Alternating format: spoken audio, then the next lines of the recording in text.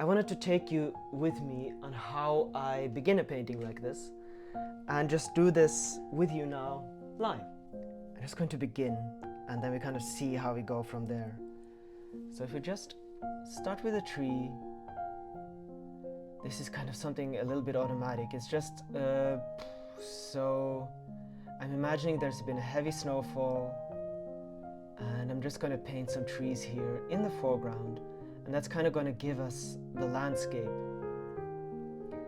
What I always like is that as we go along with this and we paint, the landscape will kind of start to reveal itself, and it's possible to then just begin to imagine different things. Your mind kind of starts on its own accord to imagine things and to kind of start to dream up different things that might be nice to have in the painting. So the first tree is here, and already it's beginning to kind of give off a little landscape vibe, I think. Let's have a little neighbor here. Let's just put another tree here. This is just the way to go. I always hate it if I just get stuck. So what I like to do instead is just to let my hand just keep painting. I'm thinking that there are trees here that are just kind of snowed in. I'm just painting everything with blue too. It's always possible to go over it later with different colors, having branches that are brown. But I like to paint with especially these snow paintings. I mean, everything can be snowed in, everything just can be purple. And if not, it's a nice shadow for the snow. And it's just a nice base. If we'll do one of these trees, but just a lot smaller, and let's just see what that does. So if we put a small tree in here, and it's starting to go further in. I'm just going to use this one. Going to be a little bit easier to get those details here.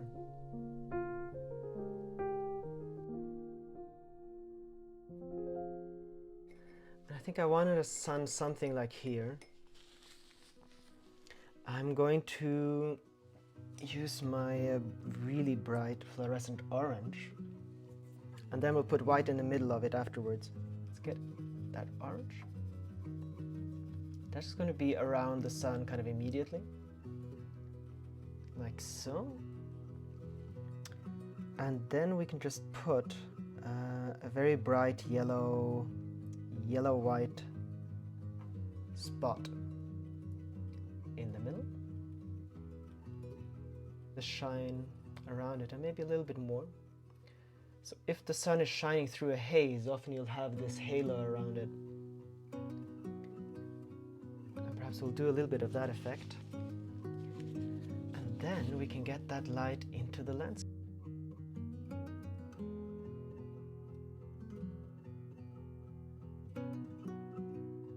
And think about the next stages. Let's do this. Okay. Okay, let's just go ahead. I'm just going to put in the big stem here. And then so if we're in the middle of the forest, we'll just, okay. Sometimes it's not that important where things are. You're gonna have to make it look good later. Anyway. Okay, that was okay. Bit scary. I have started to just trust myself that the me of later will fix it. The me of tomorrow will come in here and make it look good. And the role of me today is to give him something to work with tomorrow. Here, on the side of this one, and another one here, but maybe that's smaller.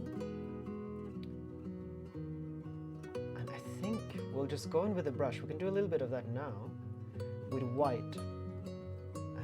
think we're starting to have an idea of what this landscape is going to look like. More and more, in fact. All right.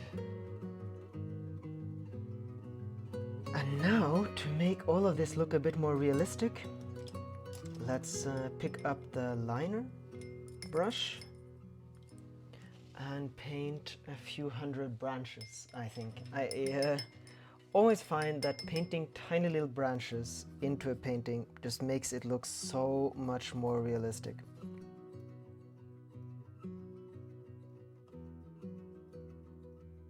So we're already quite a bit further than I thought we were going to be. The last thing I wanted to do, at least I think so, is just to paint a little bit of needles on the pine trees here. Here I'm just putting the needles underneath the snow, basically.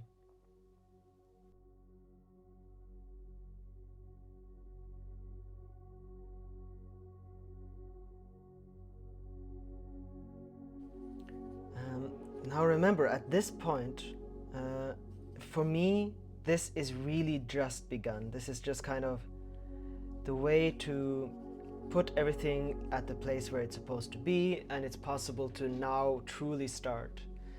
But if you've never painted before, and if you're just beginning, then these kind of techniques and this way of painting, this is kind of the Bob Ross way of painting, in the sense that you're not focusing in very much on the tiny details and the more difficult advanced things to do.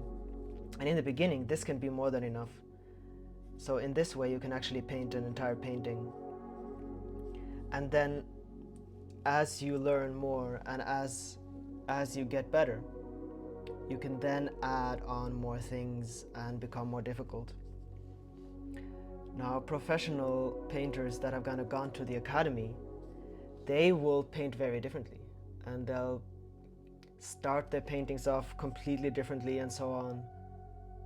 And do remember that a lot of painters, well, I'm not going to say cheat, they just do different things. So for instance, a lot of painters will actually use a projector, and then they paint at least the very beginning, kind of put everything where it is on the photo, and so on. So the way I paint is just that I kind of put layers on layers on layers, and this layer is the easiest layer. This is the layer that you can do quite in the beginning, and it's the techniques are quite simple, and you can easily paint quite a large painting and quite a lot of things quite easily. And then as you get better, the layers that kind of come afterwards are going to be the more advanced ones for me.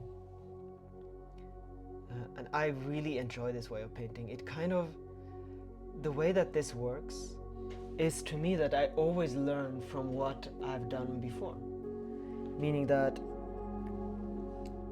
it's a continuous process of learning.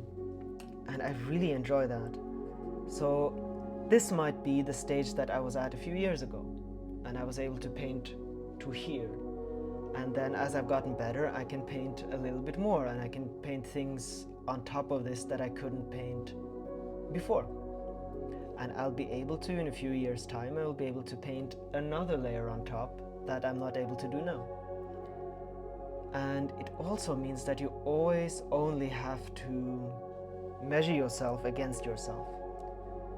And there's no photo that tells me that I that I didn't achieve what I wanted to, and so on.